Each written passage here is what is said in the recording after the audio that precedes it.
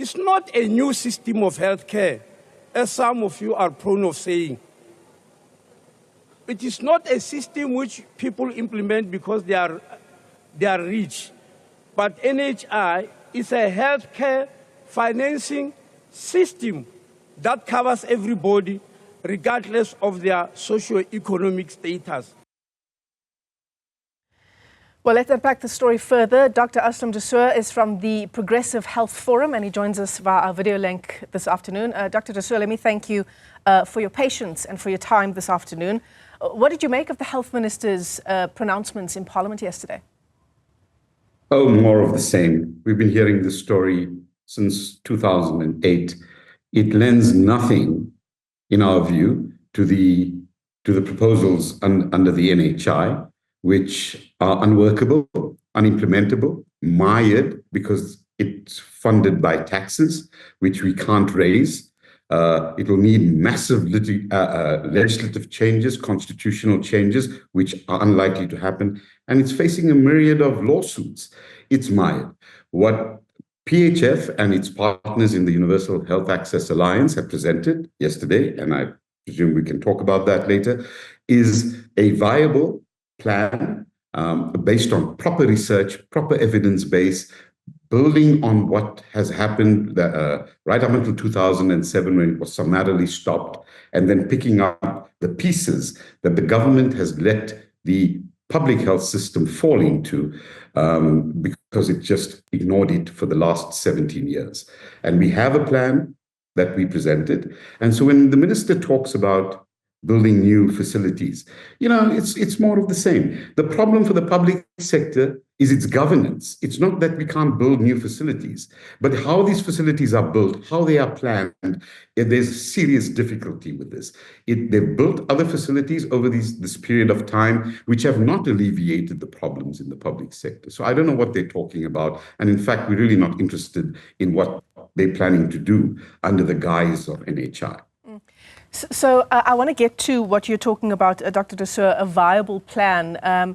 Just tell us more. You said it's something that the Progressive Health Forum and other civic organizations have put together? Yes, so it's healthcare representative organizations. So it's 54 organizations were at the summit, 30 have signed up to the plan, and more are likely to in the short term.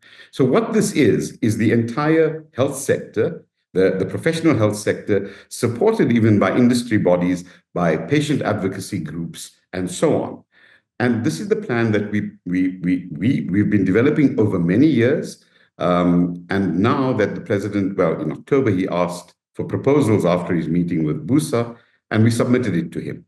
And they, of course, have to go through the various ministries. And the response, unfortunately, at the end of it all, was to say, thank you, noted, your proposals are noted. Regrettably, we can't engage with you because the matter is sub judice. We don't understand that. That NHI is being litigated. This plan is not being litigated. Mm-hmm. And that tells us a whole separate story, that they're not interested in listening to anyone else on this matter. And if you just listen to the myriad voices raising objections to this, even those with vested interests, it's clear that this plan is going nowhere.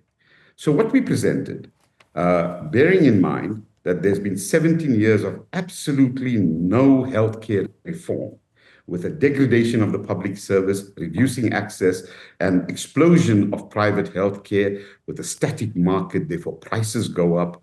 And even though they could regulate, they didn't do that. Now giving us this health financing model in which all money that is spent on healthcare, private and public, will sit under a fund overseen by a board appointed by the minister in an SOE model.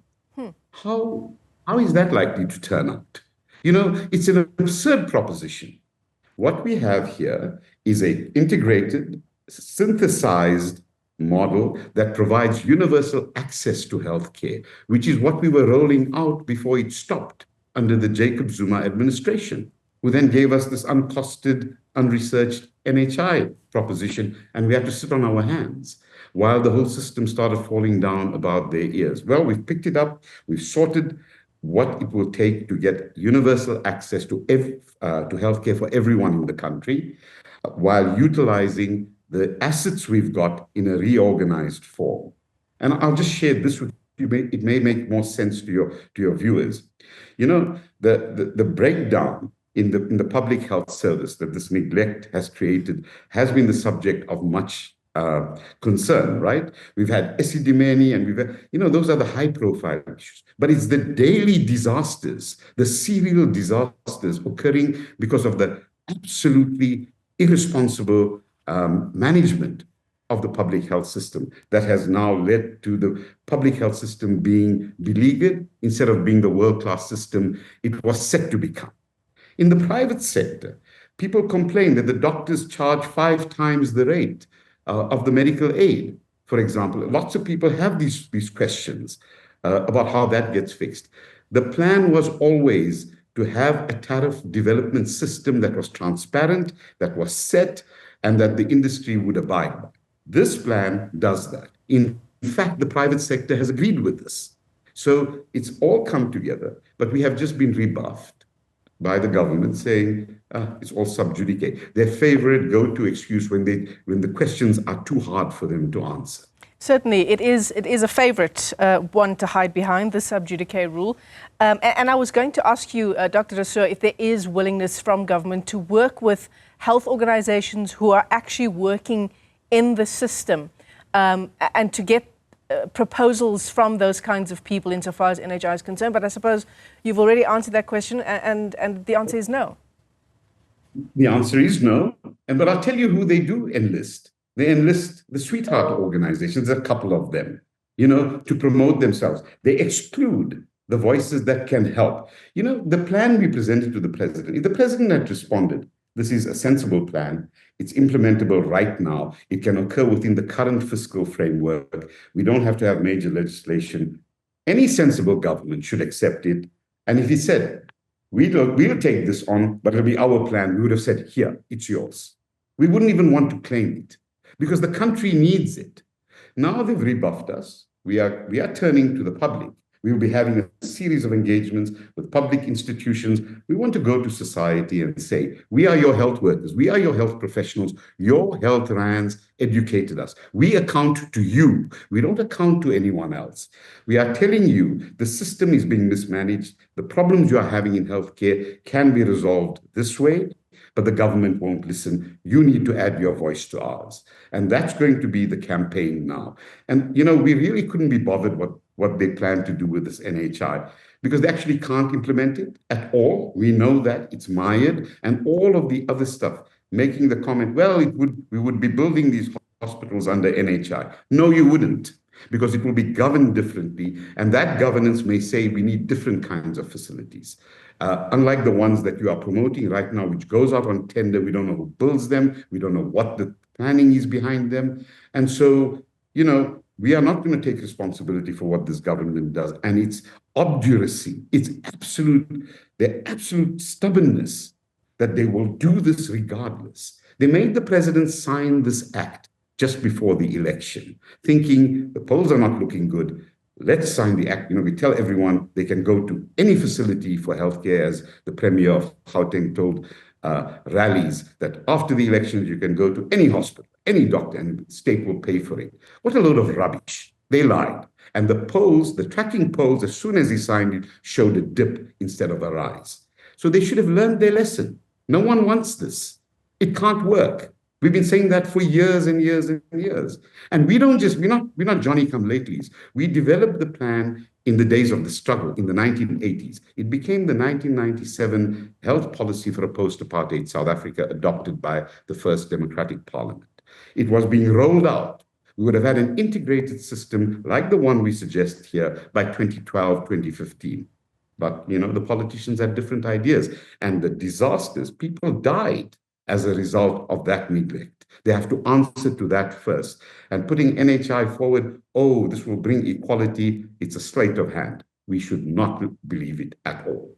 Yeah, the health minister announcing in Parliament, a number of health facilities that are either under construction or they're undergoing what he describes as revitalization, but he doesn't say much about the existing healthcare facilities, the ones we have, and the governance issues that result in them not operating the way they should, not helping the people that they should. Sure. And you touched on exactly the important point, the governance issues. So what's happened is that the provinces which have the responsibility to deliver healthcare get their budgets for it. The budgets are controlled by the bureaucracy, unlike what used to happen before when the budgets were managed at the more local level, where accountability could occur. They've also put in sweetheart advisory boards, which have absolutely no power. They've also taken away the authority of health workers who are trained to optimize the health delivery system, giving them to bureaucrats who don't understand healthcare. You've got political officers like MECs who have no knowledge of healthcare, like the one in Gauteng, managing the most complex and comprehensive set of health institutions you'll find anywhere on this continent. And they are managing it like it's a spaza.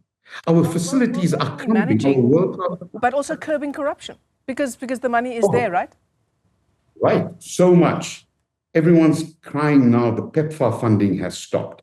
South Africa didn't need a cent of this PEPFAR funding. It's 8 billion rand. Chump change when you consider that up to 80 billion can't be accounted for in the health budget annually, just in the public health budget.